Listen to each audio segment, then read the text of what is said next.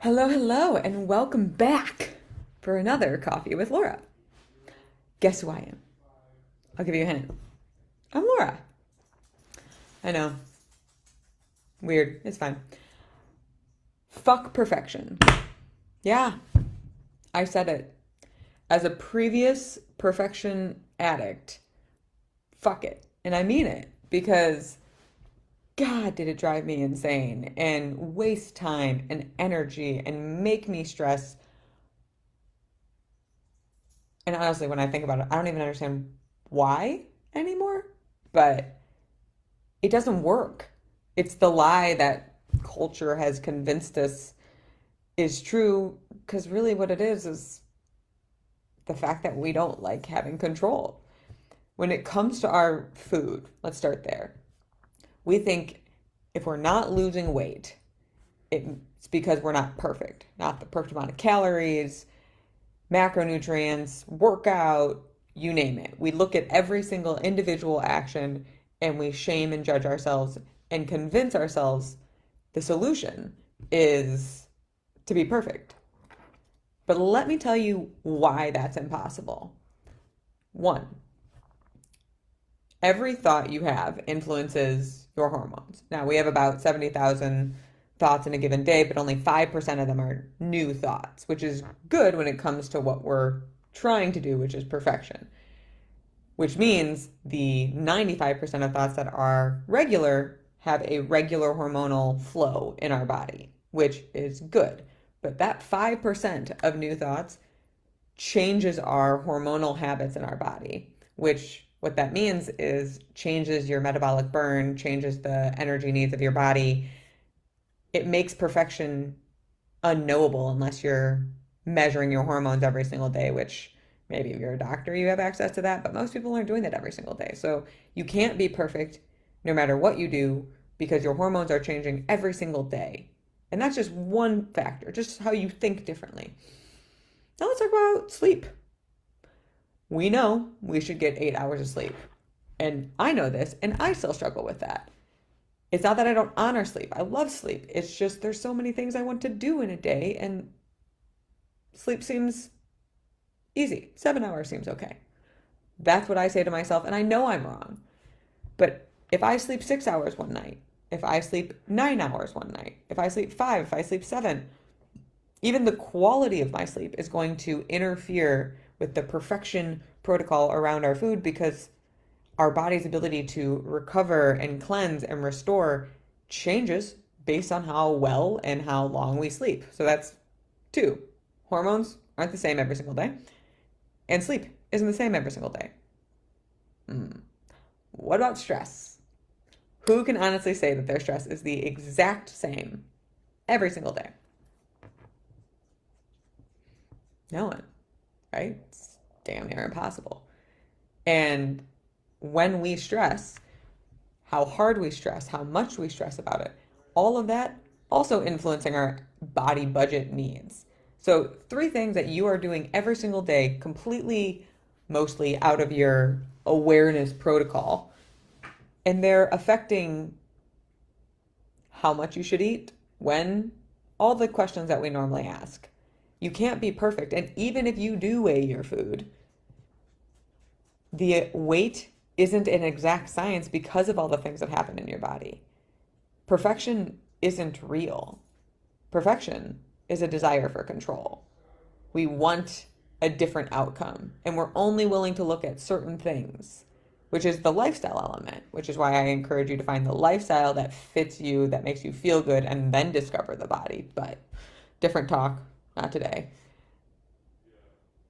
We want to be able to control it. We want to know, okay, if I have this many fats and this many proteins, I can drink all of these carbs and not have to worry about it. I'm sure you could all comment and tell me how many of you have tried that and it not worked for. I don't really need to tell you that it doesn't work. Really what it is it's control. But we don't have control in that capacity. So if we're seeking control and we can't get it the way we want it, maybe we can get it somewhere else. But Laura, where's that? Good question. Inside, in the shit you can't control, yourself. You can train your brain and your body to be able to notice these things and feel these things and recognize when you do need to adjust your intake and when you don't. For instance, if you've ever had too many tequila shots, you've learned that you probably have a quota of tequila shots before it becomes a bad choice. And next time you go out, you might be more adverse to having tequila shots. So you figured out that you shouldn't do that by doing it. Okay, you've done that with food too. You've eaten foods that make you feel like crap, but yet you keep eating them trying to convince yourself of some balance of perfection. Instead, control what you can control, your brain. You really can. Pay attention to how you actually feel when you eat food. Does the food make you feel heavy or light? Notice when you're actually feeling full, regardless of how much food is on your plate. To the point, that's actually something I have some of my clients do who are like committed clean plate clubbers from like ever. I make them purposely put too much food on their plate and purposely throw it out. Yes, it's wasteful. I don't like it either, but it's to break the conditioning because we overeat because we're unaware, we're not paying attention. We've all been hungover and had a day where we binged burgers and pizza and all the good, nasty stuff that just made us feel shitty or distracted from the original shitty feeling.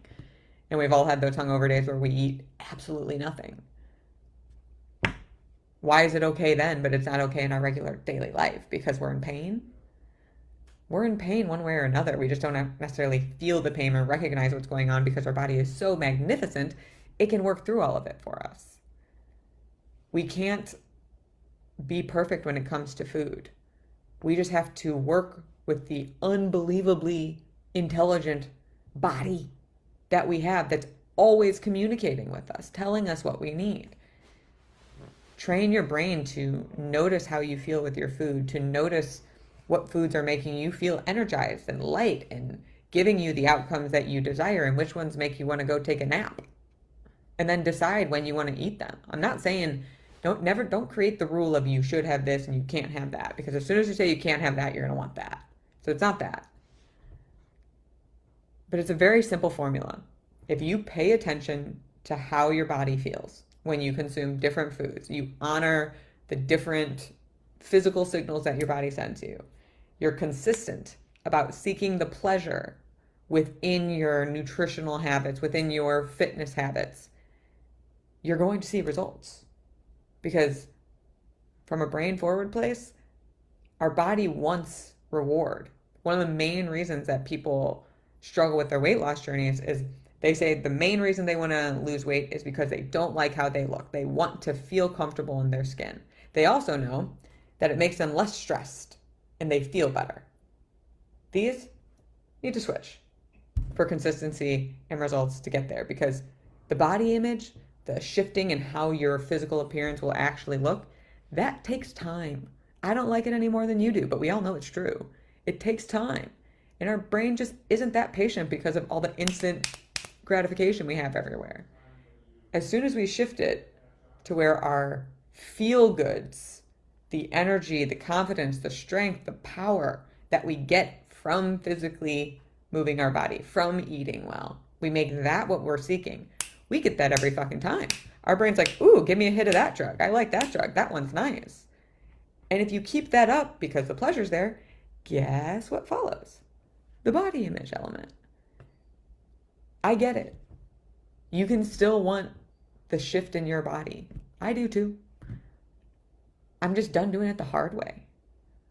Being healthy, looking good, being healthy, it's not going anywhere. There's never going to be a bad time to be healthy. Our rush, our desire for control, our desire for perfection, they're distractions from deeper issues within your brain, but they're distractions. You can't be perfect with your food. You can't be perfect with your workouts. Your body's changing too much without your awareness. And there's no way to truly measure that every single day. You trust your body to breathe for you. You trust your body to fight off diseases. You trust your body to sleep. You trust your body to digest food.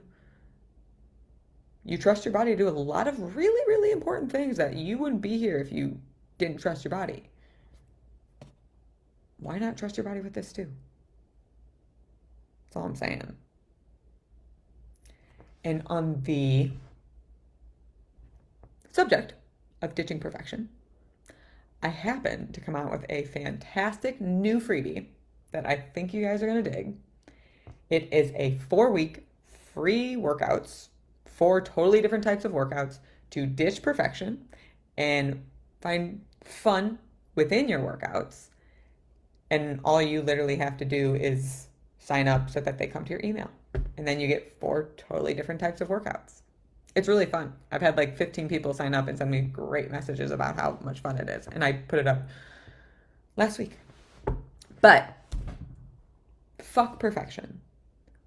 Trust your body. You already are. Just give it a little bit more. And as always, thank you for listening to me, for showing up, for trying to be healthier. And if there's ever any topics you want me to talk about specifically, you know where to find me. Until next week.